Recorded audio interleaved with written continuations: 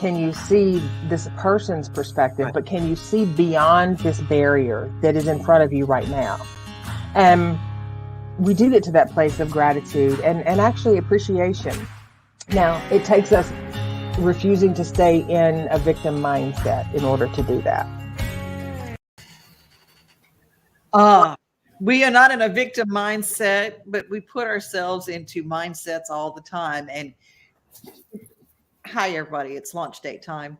We're here live today. We are. Welcome back. There we go. And today we're unpacking a heavy suitcase, the secret suitcase that's heavy. We don't ever talk about functional anxiety. It came from a post on Transcending Turbulence on Instagram this morning and on your Facebook page, Teri. Woo! Mm-hmm. It hit home because if anybody realizes what's going on right now, and they go, what is this that I'm feeling? We've had a heavy year and it's continued. We thought, I mean, we're over the halfway point. Sure. For another year. And so right, literally this has been heavily weighing on us, and the functional anxiety has kicked into full gear. It is. And we don't want to talk about it much, but I'm going to read through this along Sure. with you. High functioning anxiety. What you see is I'm a helpful person. Sometimes something will go wrong if I don't do everything myself. Okay, I might be guilty. Organized. I'm definitely not this. My mind frequently jumps to the worst case scenario, and I feel out of control if I'm not prepared. Hardworking. I'm not naturally talented or intelligent, so I need to work harder than everyone else. Detail oriented. I'm fearful of being blamed and criticized if I make even the smallest mistake. A yes person. If I say no, I'll be letting people down. The self-sufficient person. If I ask for help, people will think I'm not good enough. The active person. I don't know how to switch off and relax without feeling guilty. And the confident person. Sometimes I chatter out of nervousness, then overanalyze everything I've said. Mm-hmm. Okay. If you recognize yourself in any of those people, you in the right spot. We're going to talk about that today. Teri, what is anxiety? Well, anxiety is a nervous system response to the body. So we get triggered by an ability to worry about the future. Most people will say depression comes from the past. Anxiety comes from the future. The future is things that we may or may not be able to control. So anything that feels out of control for us, we can become fear-based or anxious about. Panic disorder and anxiety disorder are two completely different things, but we marry them together because they travel. They're good traveling companions. But anxiety can take over, and it can be a feeling.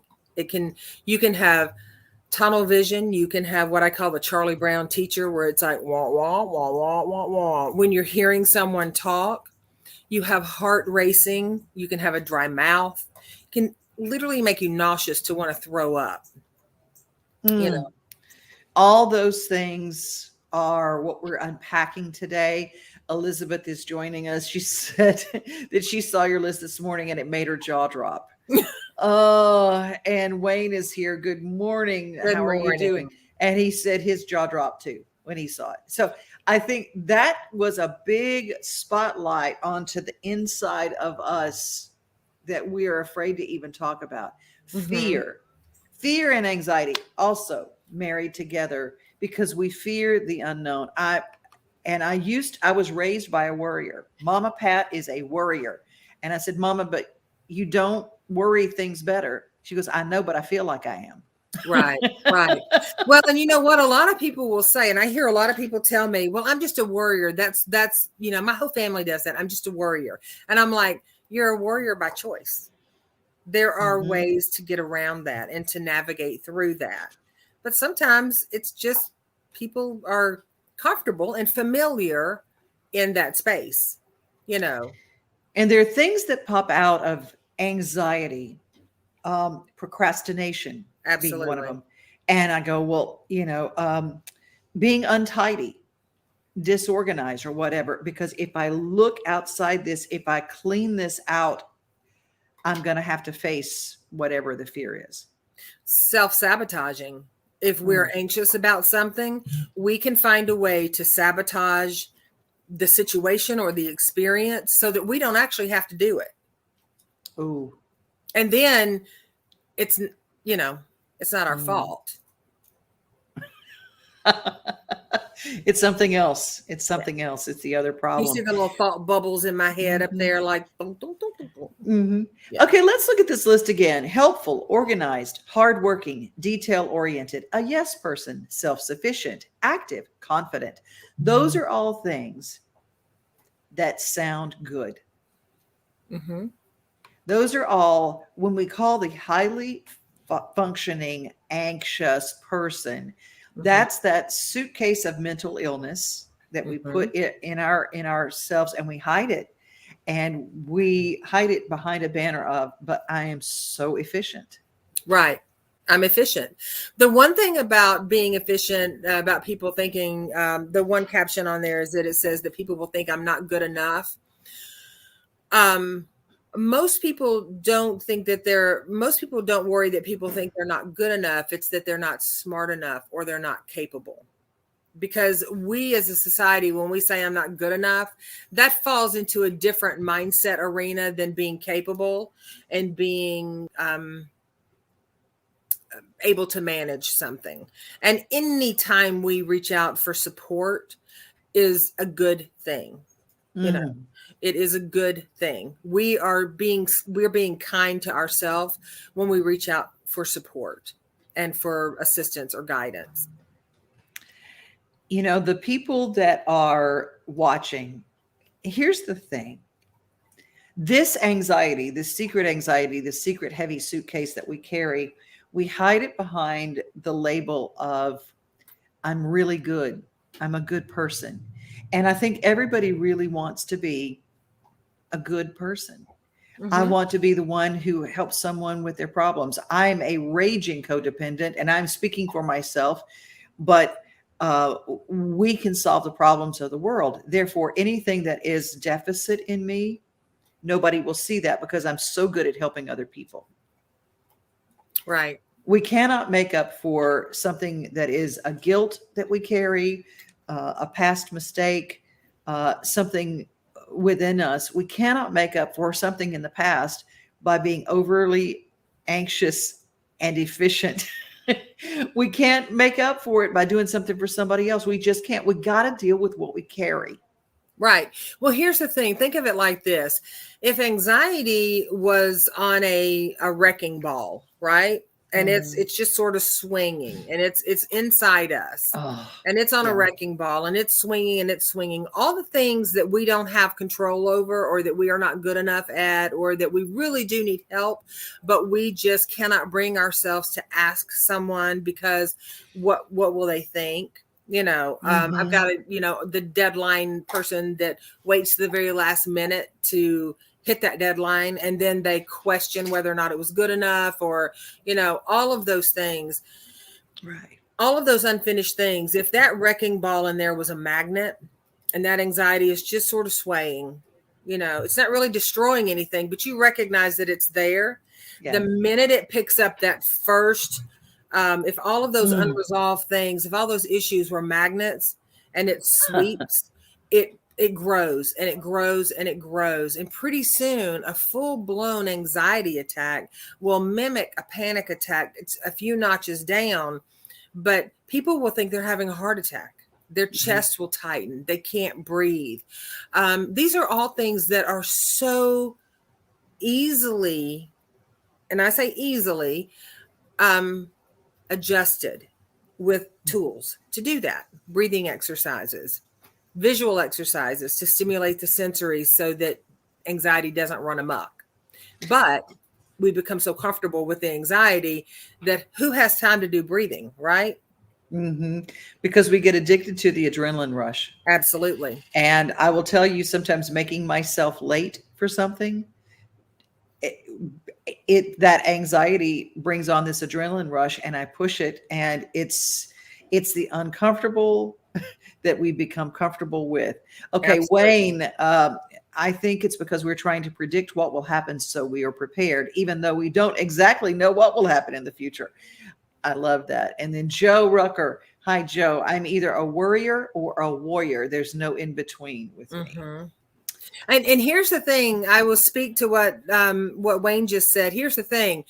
Rather than trying to, when we get in that place and we find that we need to predict what's going to happen so that we can be okay, working on being okay so that whatever comes our way, we're still regulated, we're still grounded, and we're still okay. We might get a little prickly every once in a while. It might knock us, off balance a little bit, but we're more like a weeble wobble, right? We get knocked off balance and it takes us just a minute to kind of get grounded again, rather than just being obliterated. And then we worry, we're more anxious, and the litany continues, because those little traveling partners, run down the street and just grab all those other deflating emotions. Right. Exactly. And then let's talk about what Joe brought up. Worrier, warrior, no in between. The black, the white, the yin, the yang. But there's an in between. We just aren't familiar with it.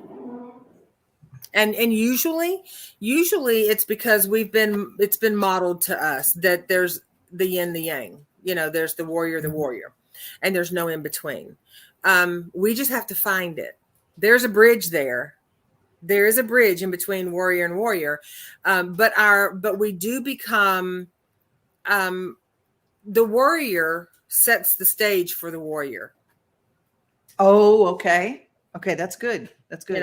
And then once the warrior shows up, then the warrior sets the stage for the warrior. What did I do? Or for the warrior, what did I do wrong? I don't know. It's a cycle. So we have to work to find that bridge, because somewhere in between the two, there is a comfy, cozy resting place that, Joe, you can kick your feet up and just relax and know that the cycle is going to happen, but you're not going to be bound to one or the other. There's a balance there. Yeah. For me, I cannot control this. It's very serenity prayer for me. I cannot control this. I am not pulling the strings on the weather. I am not pulling the strings on health. Right. Really, truly. And those are some things that we've been very anxious about. Elizabeth brings this. I like to figure out what's going to happen so I can head it off at the pass. Okay. Go ahead. Go for it. I see that look, the Teri look. I know. And Elizabeth's going to message me later and go, What if what you're heading off is actually a beautiful gift? Then we head it off, and then we don't get to experience that. Yeah. And in that particular sentence that Elizabeth just shared, I see a lot of that in people in relationships. I like to figure out what's going to happen so that I can head it off. And how that translates in relationships is, I'm trying to figure out what's going to happen, which means I'm assuming that this is going to happen. So then I'm going to head that off. And then they will start a sabotaging cycle so that relationship or that whatever that was really sweet and precious and tender suddenly is inflamed and hot and prickly. And then there it goes. Yeah. I'm so sure the other person will cheat that I'm going to make sure I figure it out. I'm going to watch every move they make. I'm going to micromanage their schedule. I'm going to look at what they're doing. I'm going to ask leading questions to make sure they're not cheating on me. And pretty soon that distrust translates into they're cheating on me. Well, and here's the other thing. I'm sorry. My puppy just came in with a cherry tomato that he must have picked off of the bush outside. What? The brain is going to it will seek to validate the belief. It will seek to validate the belief. Ooh, that's good. Write that down, everybody. Your brain will seek to validate the belief. If you believe someone based on your past experiences, that someone will be unfaithful, that someone will use, that someone, whatever, it doesn't matter. Anything. If you woke up this morning in Nashville and it was raining and you got up out of bed and you went, oh, gosh, it's raining. It's going to be a crappy day. And then you get to your car and you're like, oh, these people are idiots driving, blah, blah, blah, blah, blah. You're going to miss the flowers that just happen to be blooming outside the car. You're going to miss the kids waiting to get on the bus that were laughing and giggling and just, you just sort of caught a glance of them and it hit your little happy button for a second. We're going to miss those things because the brain is going, yeah. What else? What else can I find to prove to you that today is a bad day? We do it in relationships. We do it with self-talk. We do it with preparing to, I'm not saying not to be aware and mindful of things that are unfolding in your life, but Well, there are so many times that we create, and the word that I hear thrown about a lot is self-fulfilling prophecy. Our words have power. One of my favorites is, I am old. Oh, I'm just getting so old. Oh, yay. Those things are self-fulfilling prophecies. And I don't use that O word ever. I go, no, we're not going to use that. Candy joins us. She has really been dealing with it. She's got some more to add to this, but when we'll get to that, she's been in Waverly. She and Elizabeth both have been helping. Elizabeth helping Taylor, Lynn, and with the folks in Waverly, but also Candy is in Waverly. She watched her storage unit get obliterated and everything just leave. And so let's go to what she has to offer right now. Sure. I don't like to figure out what's going to happen in a relationship. I will trust them from the get-go because they are not the other person who did XYZ. So I like to live just each day, see where the new relationship goes. Mm-hmm. That's a healthy tool. Absolutely. I hear people say all the time, you got to earn my trust. And that's because they don't say it to me, but they probably think it when they come in my office.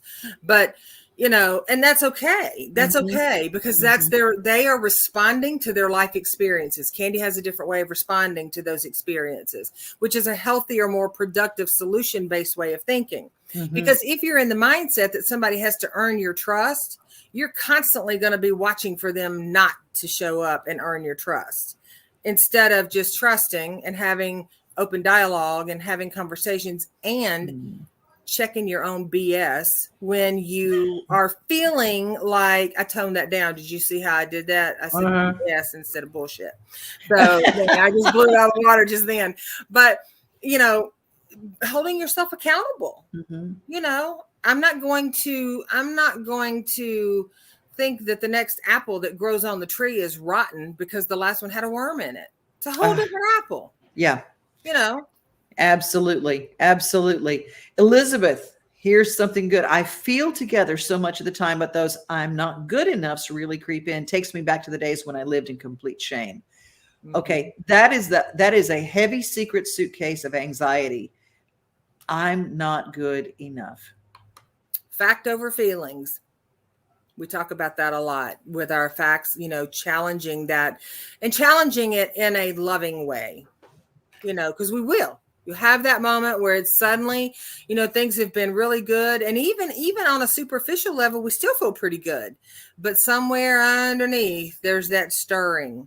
And we can start, just like Elizabeth said, like just getting in that space of, and you to recognize it as soon as you feel it and challenge it, lovingly challenge it. I'm not saying, slam yourself up against the wall and, go to spar with yourself, but challenge it. I'm feeling like I'm not good enough, but is that true? No, it's not true. I am good enough. Look at all the work I've done. Look at my, look at the healing I've had. Look at whether it's, look at how great I've managed my budget. Look at my sobriety. Look at how wonderful my kids have turned out. Look at my loving friends. They're reflecting back what they see in me. Or you look at Elizabeth and I, we go, look at our cute cats. There you go. There you go. But that says a lot. It really does. Absolutely. Joe, it's hard for me to let go and let God, especially if I'm geographically removed from a traumatic situation. In my case, it's my sister's recent stroke. I can't fix it. I can't be in the hospital with her, but my brain kicks my butt for not being able to fix it. It's so hard to let go. I know there's nothing I can do but pray, but it's difficult to shut my brain off. Absolutely. And that can be a challenge. And first, I want to say, I hope that your sister, I hope that she is comfortable.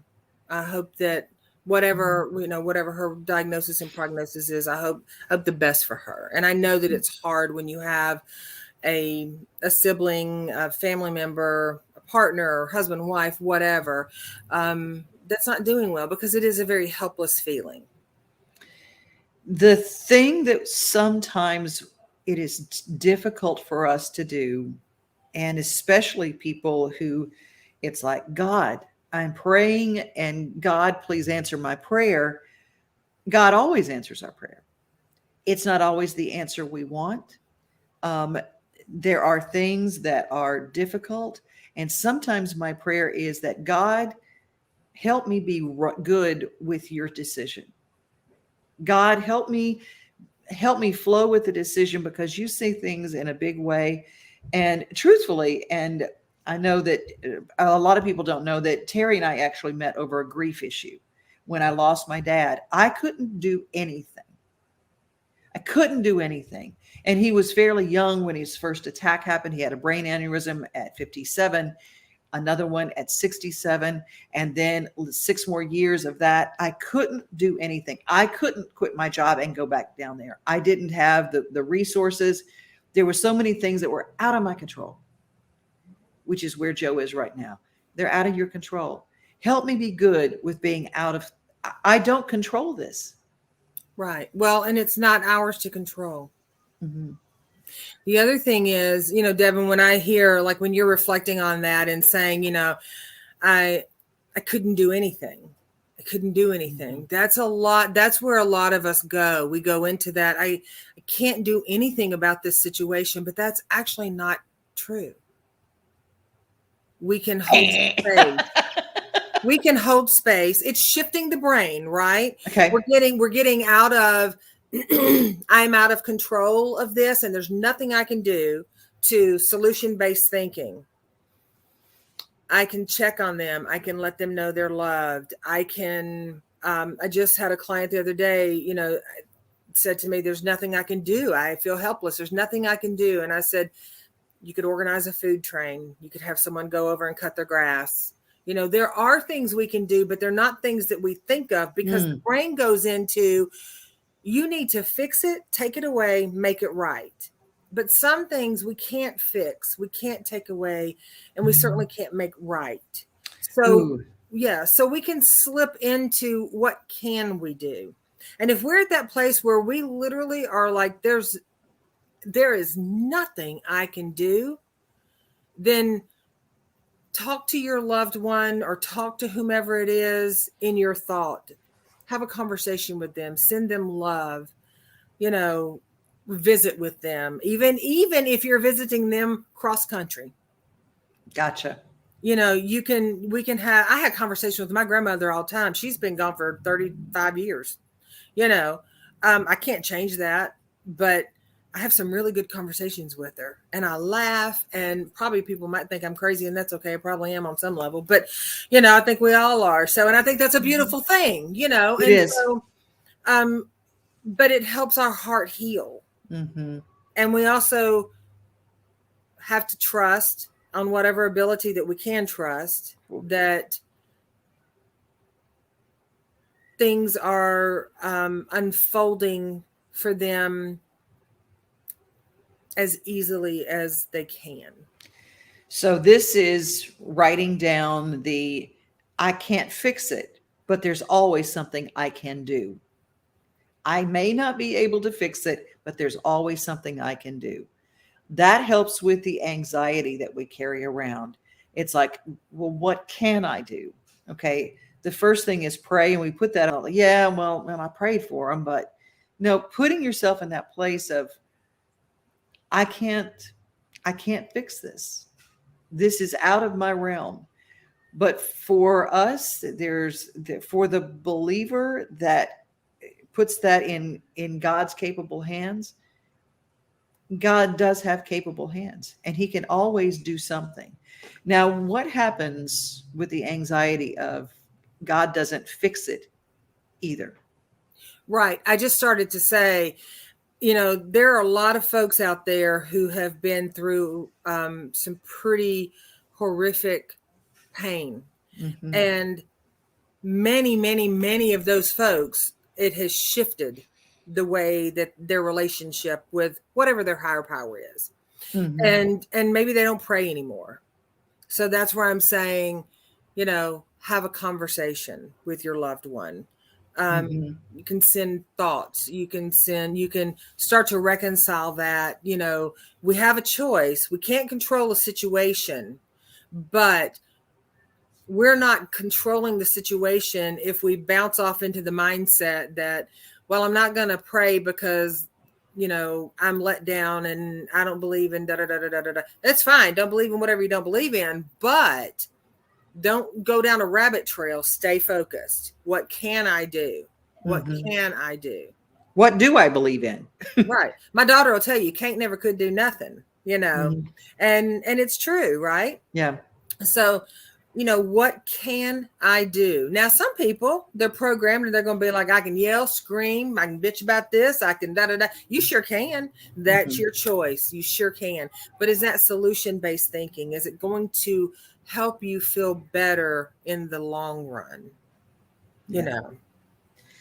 Candy, I trust from the beginning that if it's broken, you have to figure out how to deal with it. Absolutely. Serenity prayer, Elizabeth said, is my mantra. Joe, I'm so sorry for your sister. Her medical team are in my prayers. Brenda, I get that. Yeah. A lot of folks jumping in to pray for Yes. you, your sister. John, thank you so much. You ladies are beautiful inside and out. God bless you. Thank you so much for that. Elizabeth, we need to be okay doing what we can do rather than fixing the whole darn thing at once. Yeah, be okay with that. Well, you know what? Go ahead. Yeah, we're not Superman. We're not that. I mean, those comic book characters, we want to put the big S on our chest and go, I can do this. I can handle all of this and carry this weight on my shoulders, and look how strong I am and what I've done. Right. And that makes it all about us and takes away the other person's experience to learn and grow or heal. Or I know Devon didn't like that one. Ding, ding, ding. But it does, Yeah, right? yeah. I know someone who recently had a loved one that was incarcerated. And their first thought process was, well, this must be a mistake. I'm going to go bail them out and it's all going to be good. This is unfair, da-da-da-da-da, yada, yada, yada. Turns out, after a conversation or a few, they decided, you know what? I'm not going to do that. And their loved one was incarcerated in jail for a couple of months. And when they got out, and by the way, this is not a client. When they got out, the loved one said, that saved my life. Wow. Yeah. I've made some choices and I'm going to go down a different path now. And it has been several months now, and they are still, it has been, well, I say several months. It's been 2 months to several months. If you're considering the path you're going down, it's, every day is a victory. So it has changed the way that they show up. It has given them an opportunity to not only see themselves, but see their ability. And so had family ran in and rescued because I need to fix this, right, then they would probably be fixing this over and over and over, which is not about their loved one. It's about their need to feel fulfilled. Candy, I was a fixer, but I've learned over the years that I had to just turn things over to God, then try to let go of it. I can't fix everything, and I'm not supposed to. That's where we go. I'm not supposed to fix everything. Everybody's got their journey. And we take away their chance to learn if we try to go in there and change the course of the action. The other Parents thing are that way a lot. Parents can step in. I'm gonna fix this for them. Well, and a fixer, if we're really not careful, becomes an enabler real quick. Mm-hmm. And then we're talking about parents. Then we have adult children that are in their 20s and 30s, and they don't know how to hold a job. They don't know how to do a lot of things. And it's because they don't know how to process their pain, because everything has been fixed for them rather than supported. Big difference in supporting someone through something and running in and fixing it for them. I don't want them to make a mistake. I don't want them to make the mistakes I did. Well, guess what? How did you learn? Well, and again, that's us making it about us. I can feel a throat punch right now. Yosemite Sam. I haven't had an anxiety panic attack for decades, Elizabeth says. I resonate so much with the how it feels on the list, but don't feel like I'm anxious compared to those old anxiety attacks. That is improvement. Absolutely. That's growth. Process. Yes. Mm-hmm. Yes. And Candy, and God may not fix it because it's not the right thing for that person. And even that I've had to be okay with. Sometimes unanswered prayers are the best thing that could ever happen. That's true. Mm-hmm. I've been to my class reunion. Nothing against y'all, but sometimes you go, wow, did I dodge a bullet? Elizabeth, I've always thought of anxiety as a physical thing mostly, but it's really body, mind, spirit. Well, it is, Elizabeth, a physical thing because of the physical sensations of where it hits in the body, right? When we're activated and we feel those physical sensations, it first and foremost shows up for us. That's when we recognize it.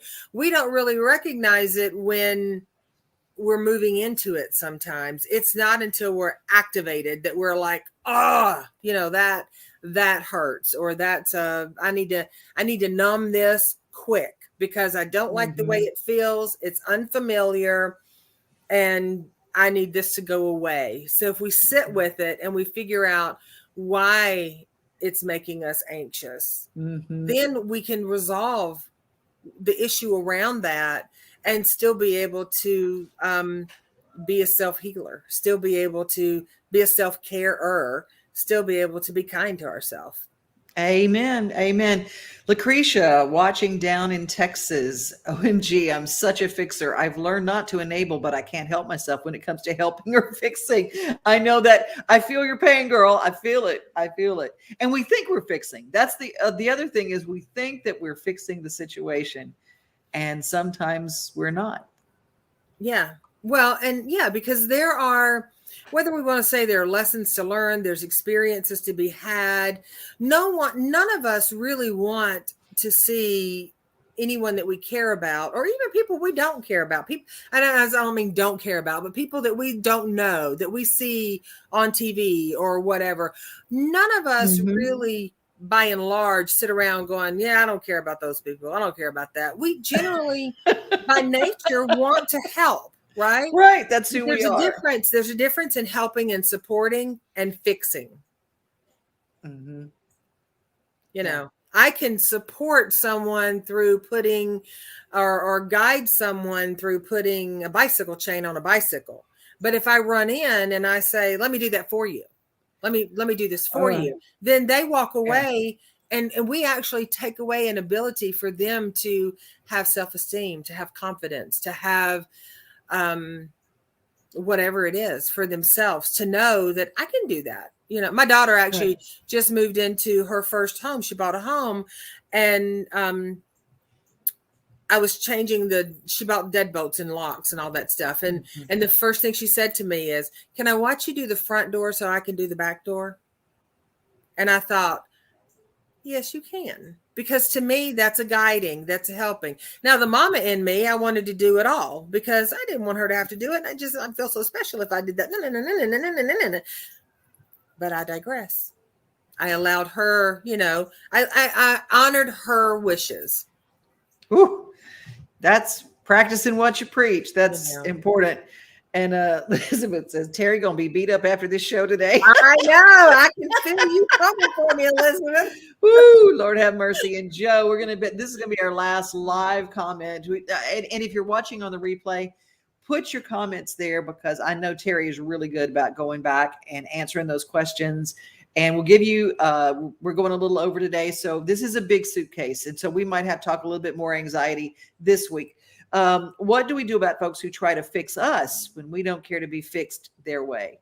Boundaries, baby. Joe, boundaries, boundaries, boundaries. That's what we do. And that means, and a lot of times people are like, boundaries are so rigid. They're so just in your face. They're just so, having a conversation, I appreciate your help, but and some people are going to push it and push it and push it, and you're going to have to give a little resistance back. But walking away from setting a boundary when someone's trying to fix something that you don't need to be fixed because you're trying to work it out your way, tell them that. And if they say, well, it'd just be easier if you just do this, it might be easier for them, but you prefer to do it your way.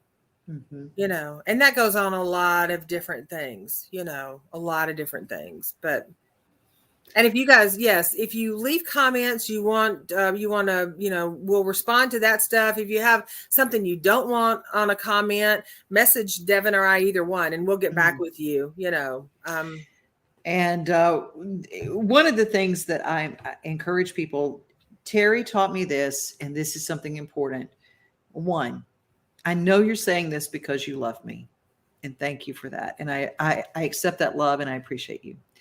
Two, I bless you and I release you. Right. I bless you and I release you. Now that can be said in person more often than not. Those times that the people will not quit trying to fix you because they don't want to fix themselves or don't want to look at their own stuff. If we're a mess, we're easy.